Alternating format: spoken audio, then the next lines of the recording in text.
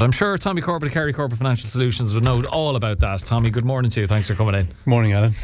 He buttoned up his jacket. Like, oh, yeah. Try not to think about it. Right, we'll take your mind off that because I'm sure it's foremost on the mind most of the days leading up to it. But you today have financial advice for us. For those, you've been taking us through financial considerations for people in different age brackets, age cohorts. We've gone through 30s, 40s and 50s. We're very much now into the retirement period of life. So you have financial considerations and tips and advice for people in their 60s and 70s.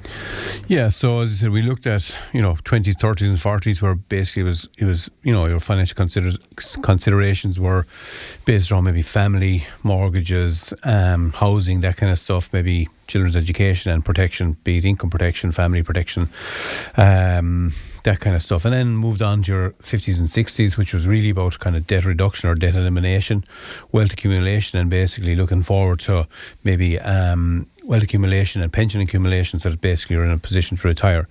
And now we're going to look at, hopefully we're in a position to retire financially anyway. That's one of the biggest questions I get asked. Even in the last week I've had 3 different clients come in asking, should I retire? And financially, absolutely, it may make sense. They may be well in a position to retire financially, but whether they should retire is a completely emotional question, really. If they're in the headspace to retire. And sure, we'd all love the idea of retiring, but as has often been said, what does a wet Tuesday in November look like? When particularly if you retire early and you don't have your own I suppose group to kind of connect with, and that consideration, I think, is probably the biggest consideration, is whether you're emotionally ready to retire or not. But assuming we are, I suppose today is really around the finances on that. Okay, so yeah, assuming people are ready to retire, I guess an important element to consider is what does retirement look like? What kind of life do you want to live? Do you want to be living it up, spending money willy-nilly, going on loads of cruises, going on loads of trips and all of that kind of thing? Or are you going to be a bit more cautious, a bit more frugal?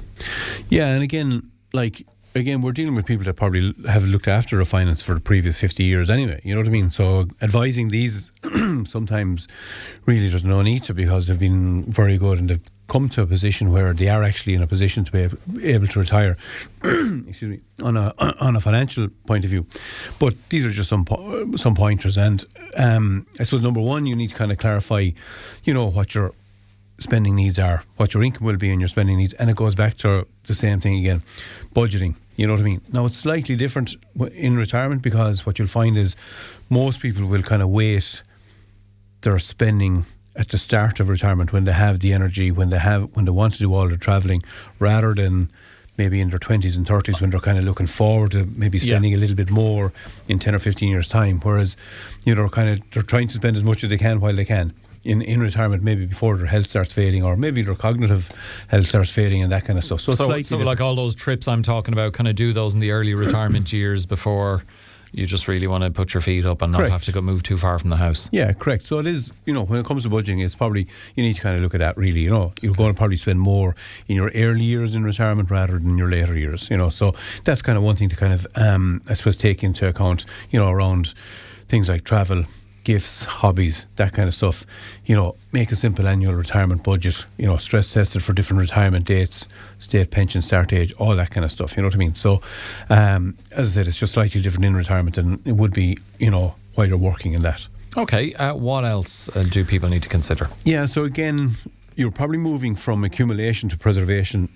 What does that mean? Basically, in your 50s and 60s, you're looking at building a pot and building it and maybe looking for a return on investment.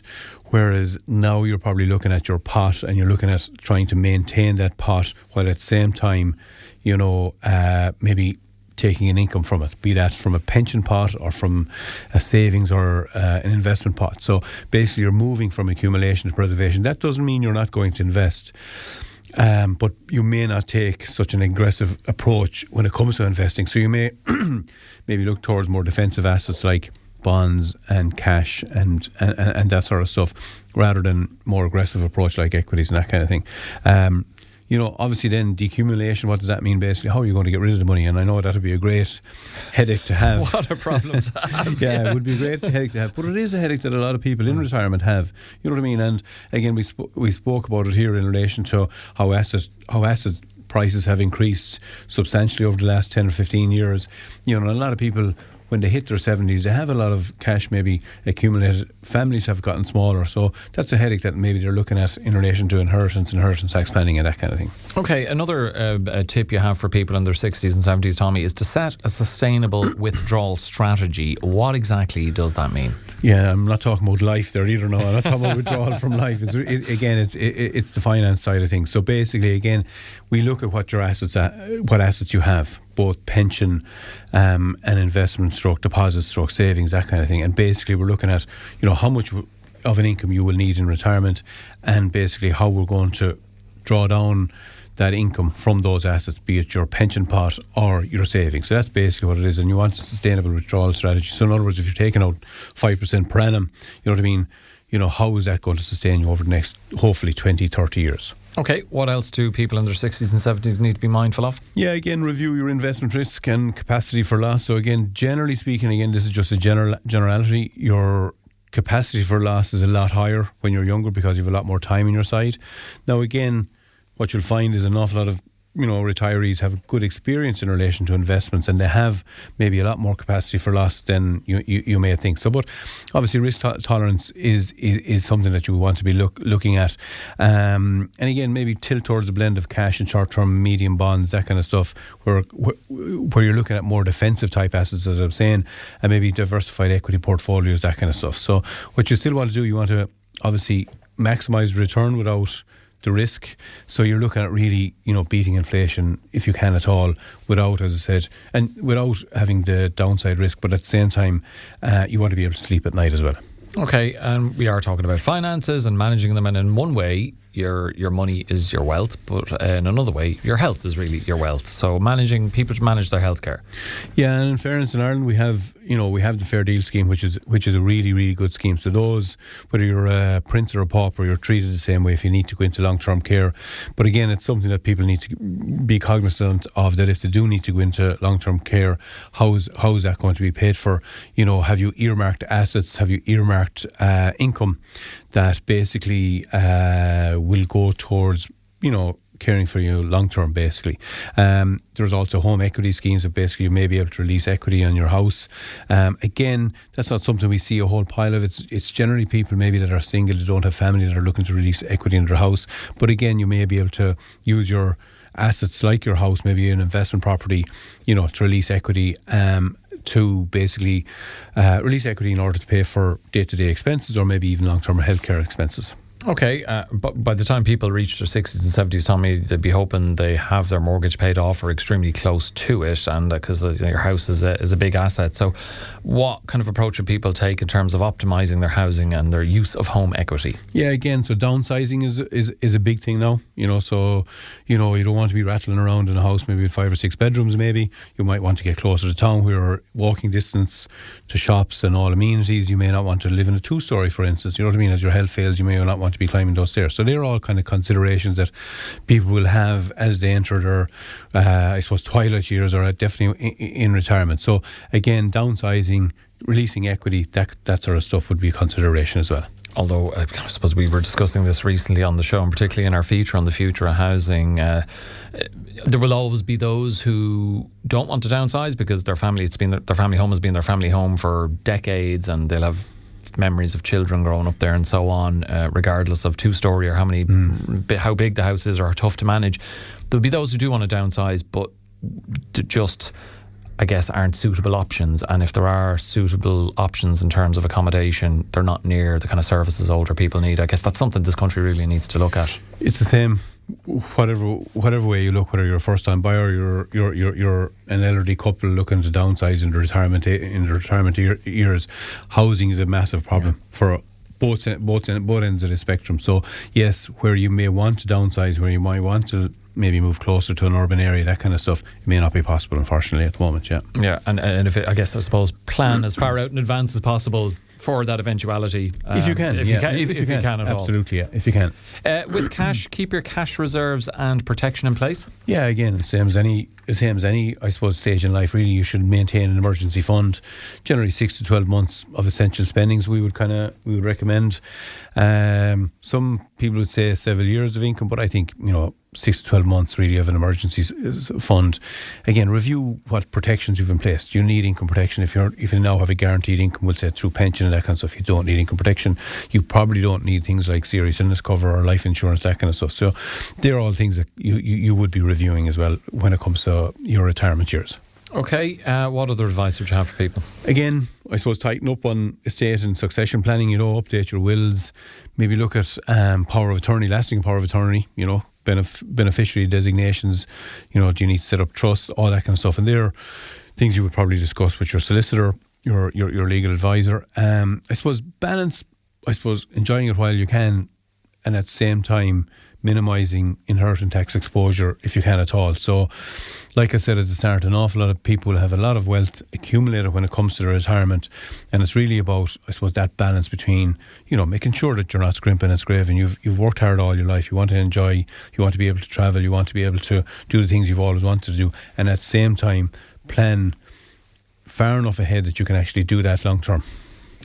Another piece of advice you have is guarding against behavioural and fraud risks, and I guess really pertinent because unfortunately it is not unheard of in our weekly Garda Focus chat to hear about members of the public, and tend to be older members of the public becoming victims of or falling victims of fraud. Yeah, and we've really entered the digital age over the last 20 years, and a lot of people that are entering retirement or are in retirement basically wouldn't be too au fait with, the internet and that kind of stuff. And there's the one thing that we would always guard against is say, listen, don't open it, you know what I mean, unless you know it's coming from a secure place. Do not reply to text, all that kind of stuff. But again, these are all things like, and we're all probably well used to the likes of internet banking, but again, some people aren't. And what I would say there is take advice, go and talk to your local bank, go and talk to your local credit union, that kind of stuff. Be very, very careful in and around and anything to do with digital, basically. Yeah, be very, very wary. And finally, Tom, before we get to a few questions. Yeah, no, that's basically it. I would say take advice, particularly if you're coming up to retirement and you think you may be in a financial position to retire. Get advice in relation to how you're going to structure your finances into retirement. Planning a budget, income and expenditure, all that kind of stuff. So yeah, advice is key there. Okay, a question in here saying we're a couple in our early 70s, we've money on deposit. Are we too old to be considering investing? No, we have people over in their 80s that have invested. So again, it's down to their attitude to risk, their attitude to volatility, their timeline, that kind of stuff. So again, you wouldn't be tying up everything you have in investment. You shouldn't have everything you have in deposits either. But again, it'll depend on your risk appetite, your appetite for volatility and your investment timeline. So absolutely no, you should not consider yourself not being one to invest in your 70s. Okay, a question in here from listener Dave on 086 1800 964 asking, his question is, if you have an old workplace pension and you have another pension up to retirement, can you get 25% tax free from each of those? You should be able to. Again, it depends. And it may not just be 25% tax free, so there are different rules around workplace pensions. So if it was an occupational pension scheme, generally speaking, you can get either 25% tax free, or it can be a calculation based on how long you're with the company and your final salary. So again, I would get advice in relation to that if they want to give us a call. Yeah, absolutely. You can up to a certain threshold, but that threshold is quite generous. It's 200,000 tax free. So, and that's the 25%. So yeah. Okay, there you go, Dave. The answer to that is yes. Yes, but if you want to find out more, give Tommy Donald and the lads a ring on that. Just finally, Tommy, the markets. We see Donald Trump heading to China for high-stakes summit with Xi Jinping, and managed to get Marco Rubio to go as well. They've had to bend the rules to allow him in there. I am sure the Iran war is going to be a hot topic of discussion. How is all of that playing a part in impacting the markets? Are they relatively stable, or how are they looking? Yeah. I think I said this to you last day. It's kind of unbelievable, really. Like, you're looking at the world index is up 8% year to date. Markets have never been as high. The S&P 500. He'll be bragging about that. Yeah. see what I've done. The S&P 500, the American stock market, is up 8.5% year to date. Japan, 26.6% positive. year to date. It's just it's a really, I suppose, strange phenomenon with what's going on geopolitically, what's going on, with Iran and the Strait of Hormuz, and at the same time we're looking at oil, up 77% year to date, but it has not affected the market at all. Markets remain positive. Okay, they should give him a third term. Change the US Constitution. Yeah, we won't go there as well to leave it. All right, thanks as ever, Tommy. And like Dave there, if you ever have a question for Tommy, send it in to us on 086 1800 964. Tommy, thanks very much for joining us. Best of luck to yourself, Brian, and the team on Saturday. Thanks, Alan. And we'll chat to you again in a couple of weeks' time. Tommy Corbett there from Kerry Corbett Financial Solutions with us on Wednesday's Morning Focus.